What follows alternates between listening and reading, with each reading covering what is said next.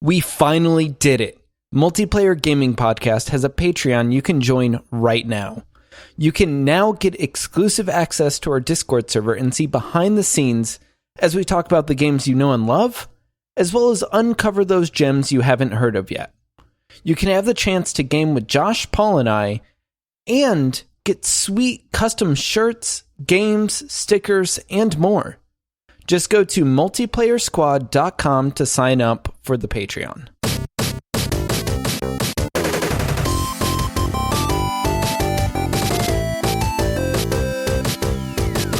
Hello.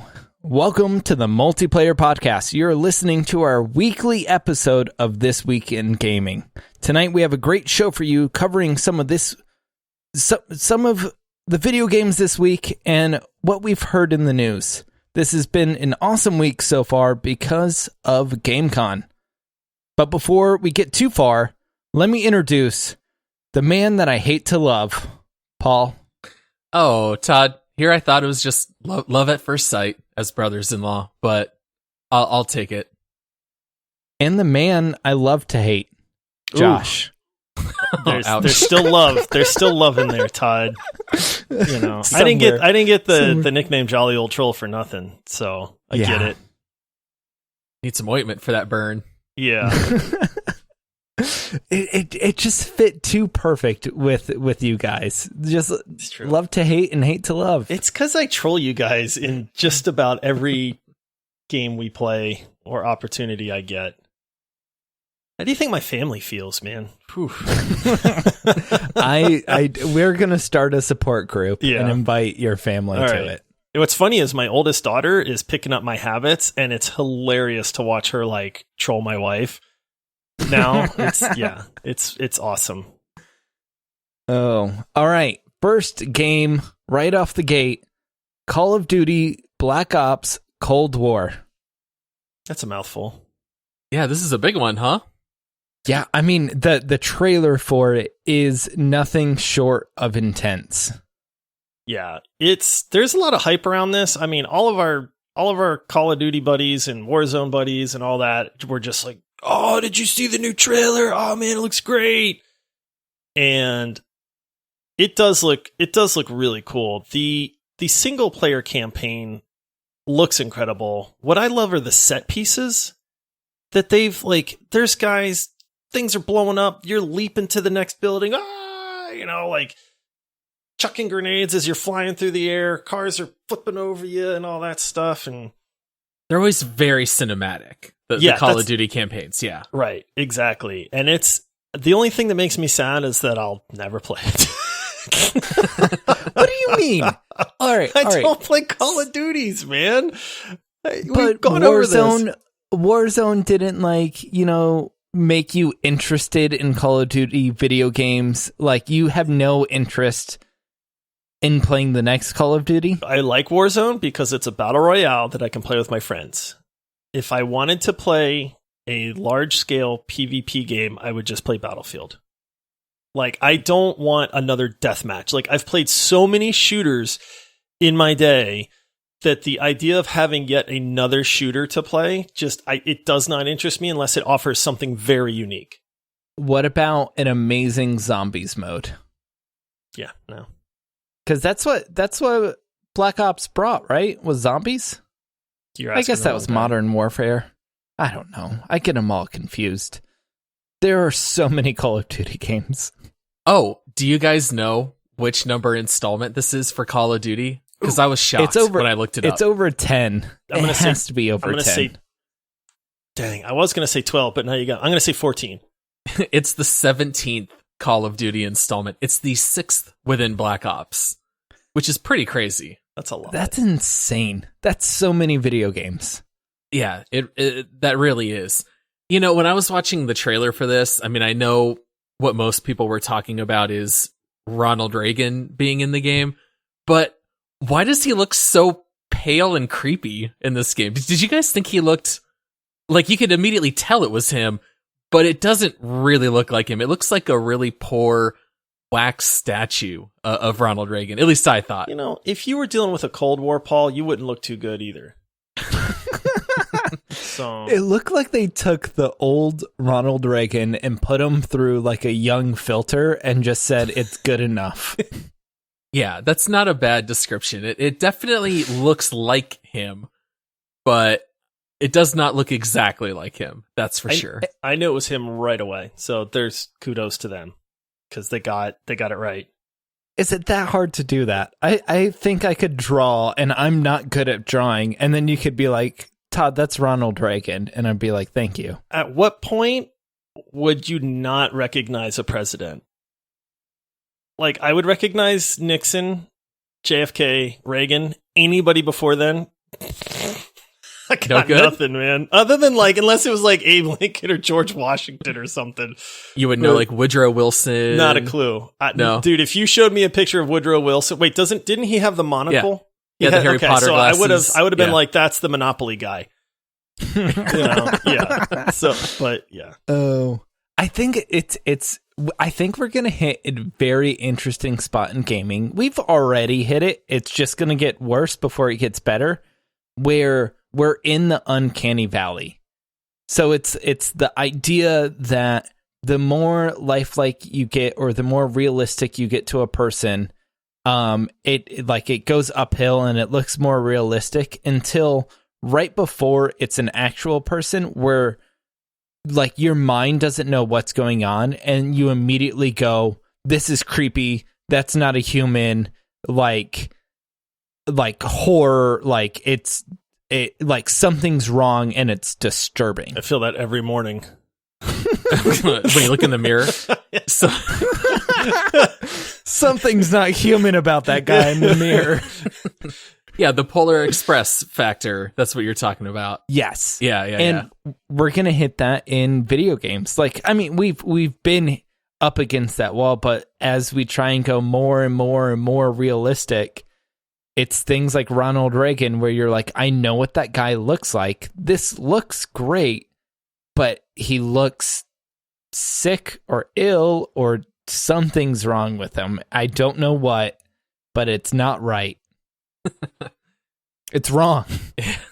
Wrong old Reagan. Oh, no. Boo. Oh, I'll take it. All right, next game. Teardown. Ooh, Teardown. This is an interesting game. Do one of you guys want to explain it? Well, can I tell you what my experience was like watching this trailer? Because I knew nothing about this game, and I start watching gameplay footage, and they're touting the fact that the entire environment is real-world physics, and it shows this guy just, like, blowing holes in the side of a building and shooting out, like, a wooden panel, and then everything above it falls. And I'm like, well, this is dumb. It just kind of looks like Minecraft, and it's just a sandbox? You just run around and watch stuff fall? And then all of a sudden, it just says, to plan the perfect heist. And then I was like, oh, I love heist games. So then you find out that, it's this fully manipulative environment, and you're setting yourself up for the eventual heist. So you can create ways into a building, ways to escape. And then when you're ready, you start the clock, and now you get to run through this environment that you created by using the real world physics. And then I thought that was such a cool idea. So I wrote down, I was taking notes while watching it real time, and I literally wrote, what? Heist! With all these exclamations. So then I got super excited. Yeah, I was the exact same way. It looked like Minecraft, but with Legos instead of blocks. And then I was like, okay, like he's blasting holes through walls, like he's knocking stuff over. It also reminded me, I got a very strong Human Fall Flat vibe in the beginning with how he was like manipulating the environment and stuff, like knocking things over. And then when it said the heist thing, and then you realize that everything he had been doing, he'd been setting it up so that he could get from like one building to another and then run through something. There was even like little cars and boats and stuff in there. The only thing I wasn't sure of is they show him grabbing like something off the walls. He collected like 3. Yeah. They look like alarms almost, but I wasn't sure if that's what you're stealing. It might be different per each level, but on that level, he was like disarming something. So he had to go collect 3 different things. Like they could for sure do that for like a whole bunch of different things with tanks and I don't know, or not tanks, but like bolts and a whole bunch of other stuff. Where like you're grabbing cash or you have to like disarm an alarm or just like run around to different things. This game needs but in to that be, one, it needs to be a multiplayer game though. Like that to me, like single player, it seems really cool and okay, that'd be fun. But you make this game multiplayer, and I'm in 100% at that point. Well, and that's where it's like Portal. Like with Portal, single player, it's super fun. Multiplayer, it's just like another add-on on top of that. It's a whole nother level at that point. Yeah. Yeah, I'm very excited to play it. Out of all the trailers from GameCon, that was the one that I told Todd looked completely unique. Like, there are a whole lot of definitive editions of old games that got, trailers. There are a lot of DLCs. And this was the one to me that just looked very new and unique, and it looked very fun. It's kind of like a little bit puzzle mechanic-y with the heist. And I'm a sucker for heist games. You guys know how much I love like GTA Online, things like that. And I can't wait to try this one out. Yeah, it looked. They've definitely grabbed my attention. And out of all the trailers, that's one of the ones that I remember the most.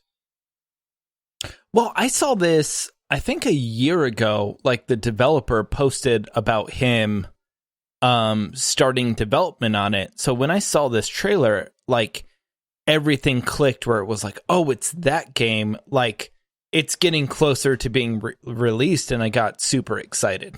Actually, to be fair, at first I said, oh, this is just a copy of a game I saw posted a year ago. And then I was like, oh, it's the same game. They just haven't released it yet. Yeah, isn't that funny when you see a game and then you forget all about it? And then you're like, wait a minute, like this feels weirdly familiar, but I don't remember anything that was shown last time. And then it makes you realize how long they spend making these things too. Years. Yeah, years in development. All right. Next games, 12 minutes and Lemne Skate? Lemnis bread from Lord of the Rings. It's the bread that the elves eat. Oh, yeah. So it's a baking simulator. Somebody out there will get that reference. Thank you, my nerdy brethren. Yeah, how funny that there are 2 games that involve time loops. I thought that was kind of interesting.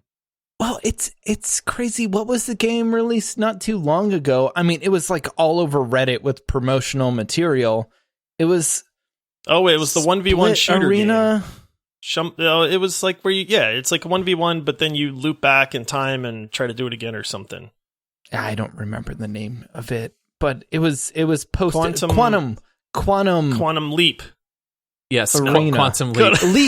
League. There you go. That's what I said. Quantum League. I mean, I'm not saying it's the PUBG of the time loop games, but apparently they were ahead of its time where they have 2 new time loop games popping up. So what's 12 minutes? 12 minutes looked really cool. In the trailer, all you see is a top-down view of like a 1-bedroom apartment. It's almost like a studio apartment. Like that's it. And you just see like a guy like breaking in and trying to tackle you while your wife's standing there screaming. And they've advertised that it's a story-based game, but it changes. Like you can tell that time is changing throughout each scene.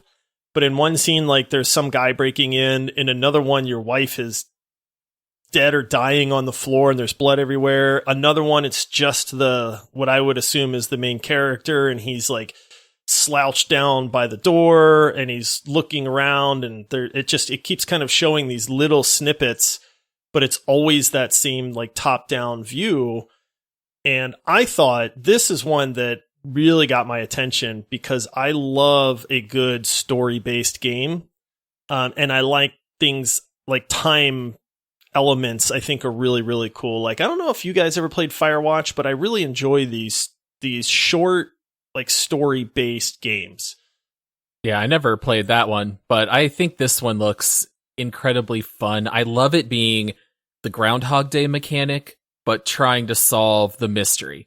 Like, I don't know about you guys. I love that trope in movies, whether it's Groundhog Day, Day After Tomorrow, or Palm Springs on Hulu. I feel like it always works pretty well as long as you execute it right. And for this, they got some huge actors to be in it too. So it's got James McAvoy, Daisy Ridley, Willem Dafoe does all the narrating. Yeah. Willem Dafoe is amazing. I mean, everything from Platoon to The Lighthouse. I'll take Willem Dafoe any day of the week. That dude's amazing. He's got such a good voice. Yeah, this stood out to me as very high production value, very cool premise. I not every game to me has to be action, and I really enjoy those slower games from time to time. So this will be a buy for me, like, right away. Yeah, I'm very interested to see what else it has, because it was very cinematic what they released. Like, if it's just this 24-hour time loop, but like there's an infinite number of possibilities inside of that time loop, so you could just play the same scenario over and over with like minor tweaks or just like completely different ones. Like, that is a very interesting and unique premise that they could bring. That'd be pretty exciting. And then the other time loop game, Lemmy Skate. Lemnis? Lemnis? Bread. The bread game? It's delicious.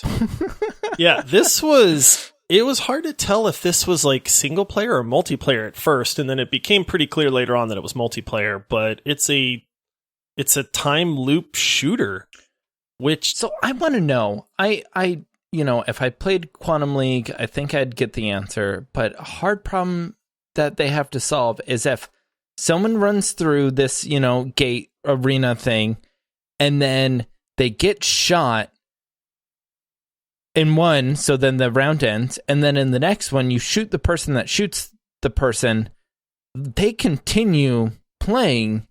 Is it just like a sophisticated AI that just plays the rest of the character's path? I have no idea. Do you get what I'm saying, blow though? my mind how you make a multiplayer or a competitive shooter and then reverse time and do it again. Which is what it looked like. Because the example they gave was, you run out of your gate, the other person runs out of their gate, and then, it rewinds, and the second time around, you throw out like this little dome. It looks like kind of like an AoE area of effect for like a grenade or something, and your guy throws it out because you know the path that the other guy is going to run. And he winds up running right into that, and then that kills him, and then that's it. And I don't know how these work. I don't know. It seems neat. It seems fun. I'm sure as a developer, those are very fun problems to solve, where it's like all the paradoxes you hit when you like do a movie about time travel. Now you have to solve that in luck. code. Yeah. Good luck. Do I get to talk about the next one? Yeah, just start it. I know you want to talk about it. Do. I saw you bumped it up on the dock I did. earlier. Jeez. I was hoping you wouldn't notice. I saw. Darn it. I even chuckled to myself when I was like, I put this ahead of time's game. So there's this game Chorus, which I was like, oh, is this going to be like a new rhythm Beat Saber game or something? Because I want to sing to this game. And then it's not at all. It's a space combat simulator. You got another space combat game. Yes, which, hey, we talked about it last week about dead genres and ones they need to bring back. And I'm hoping between Squadrons and that this is the start of something great. I would love nothing more than a World War II, fighter pilot, janky combat game. If we could all be in a big bomber where two guys are in the turrets and then you've got the pilot and then you've got a bomber, and they could actually make a legit game out of that'd be super cool. Or even just if we're all in little fighter planes and I'm like, Josh, I have someone on my 6. I can't shake them. I'd be like, I just want to yell that. I'm showing it's only 3:00, Todd. Look, what are you talking about?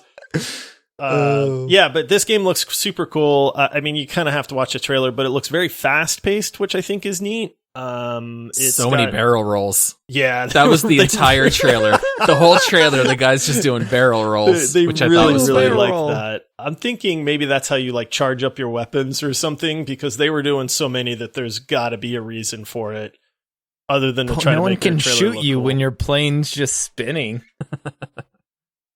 I'll be tracking that one too. I don't remember when that releases. I thought they said 2021 sometime. So yeah, I think it's we'll have still to a see ways how off. Squadrons holds up for me. All right, Todd, your moment of glory. All right, here it is. Guys, Age of Empires 3 Definitive Edition is finally going to come in 2020. And I just want to say, I don't care. Oh, thank I don't goodness. care at all. Oh, thank you. Age of Empires 2 Definitive Edition was everything it should have been. I don't know what Age of Empires 3 is going to do. Age of Empires 2 was better than Age of Empires 3. Like, there's no reason they should have remade this. It's like, what are they going to do next? Age of Mythology Definitive Edition? Like, no one cares. They're just delaying Age of Empires 4, which they have announced they are working on, and it's set in the same timeline as Age of Empires 2. Yeah, I'd be very curious to see Age of Empires 4 info, but yeah, I definitely will not pick up AoE 3 Definitive Edition. They need, what comes beyond definitive? Ultimate Edition? Suckers Edition? That's what they need to name it. Fanboys Age Edition. of Empire 3 Suckers Edition. If you give us more money for this old game. I think if you started going like EA Edition, like we're just milking this game.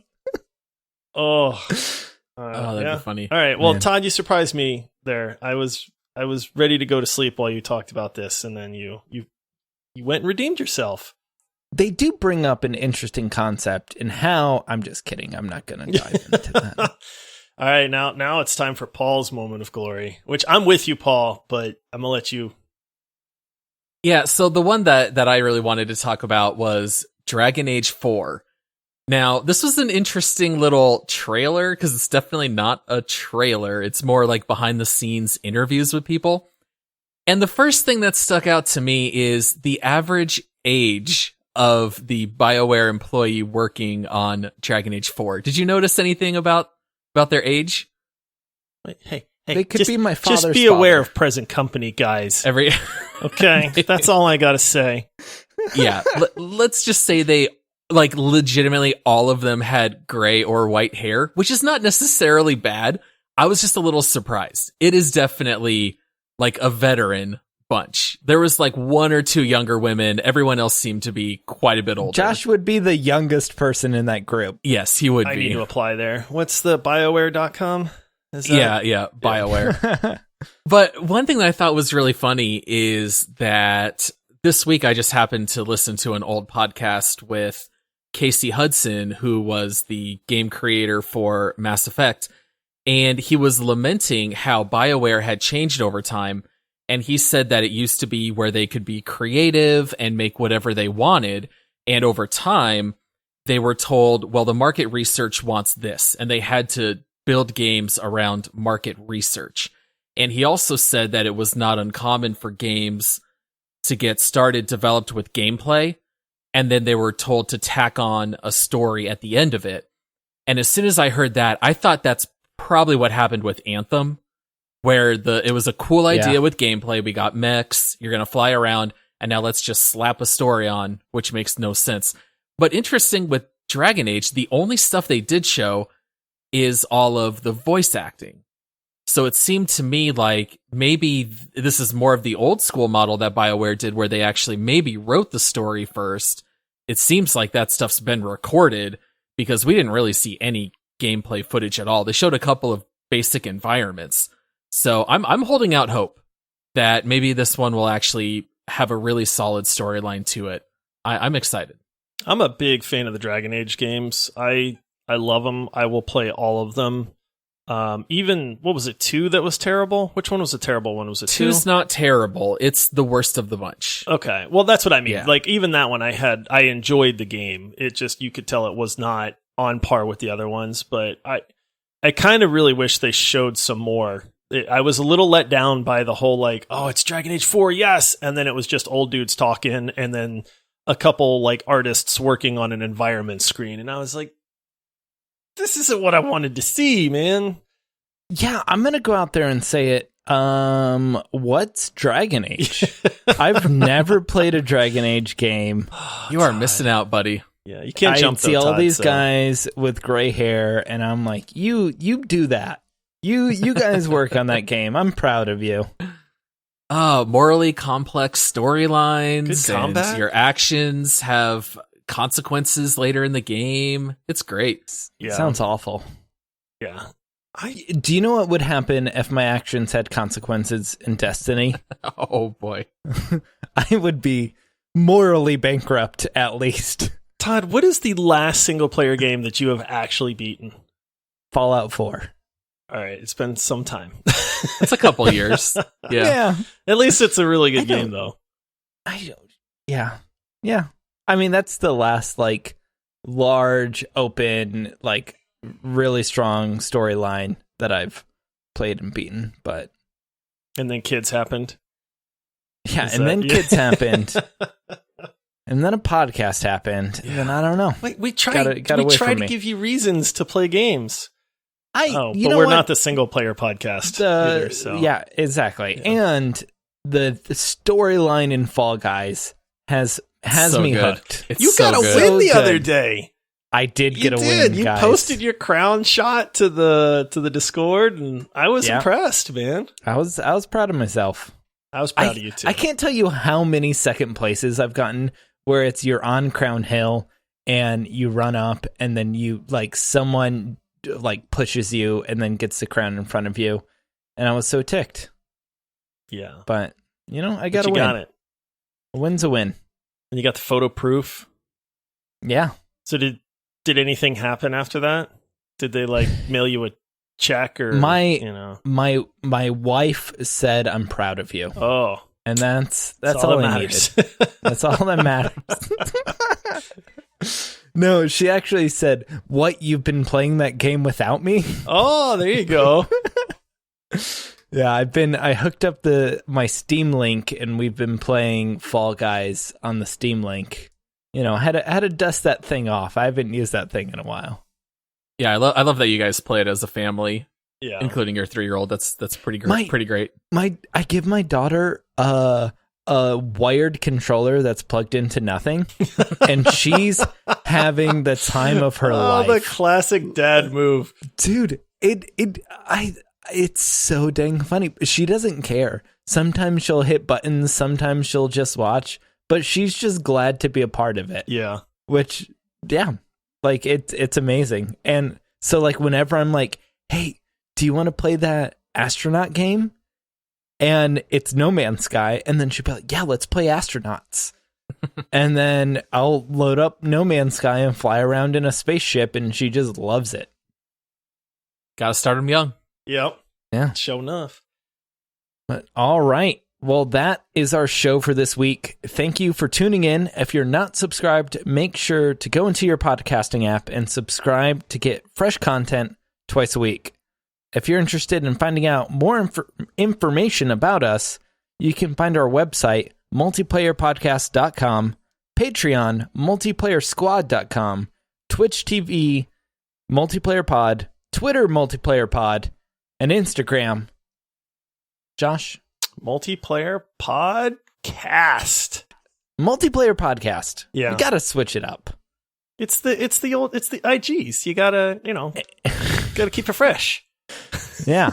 Yeah, for the kids. Yeah. All right, guys. See you Monday.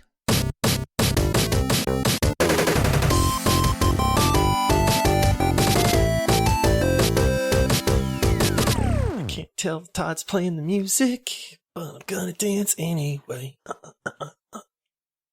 Yeah, the music stopped. Oh. Not in my head, Todd.